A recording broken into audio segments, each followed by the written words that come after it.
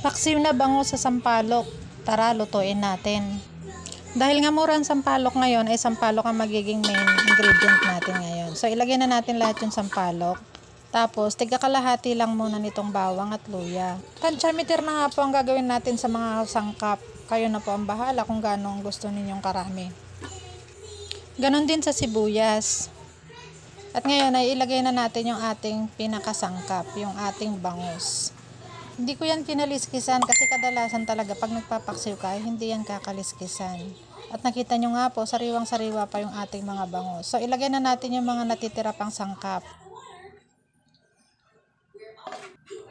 Maglalagay din tayo dito ng siling haba, mga 5 piraso. Konti lang yung nilagay natin kasi medyo may kataasan ngayon ng sili. At ngayon ay ang ating ginayat naman na ampalaya, 1 piraso lang yan. Sinadya ko po talagang medyo malalaki yung hiwa niya kasi mas masarap siya pag medyo crunchy. At para sa ating mga panimpla naman ay maglagay na tayo ng 1 kutsaritang paminta, asin at seasoning. Maglalagay na rin po tayo dito ng suka, 1/4 cup at saka 1/2 cup na tubig.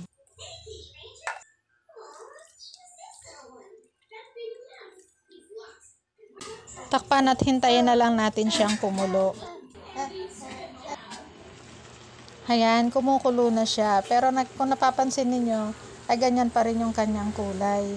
So, hindi natin siya masyadong i-overcook. Hayaan lang muna natin siyang kumulo ng ganyan. Tapos, ayusin natin yung mga sangkap. At saka natin tatakpan ulit. Sa pagkakataon nga nito ay nakikita natin na kulong-kulo na siya. At inayos ko lang muna siya para naman pumasok sa loob ng bangus yung lasa niya. Hindi na po tayo magdadagdag ng tubig kasi mas masarap sa paksiw yung konti lang ang sabaw. Yung iba po ay naglalagay nito ng mantika habang kumukulo. Pero ako hindi na po kasi gusto nga natin yung healthy na pagkain.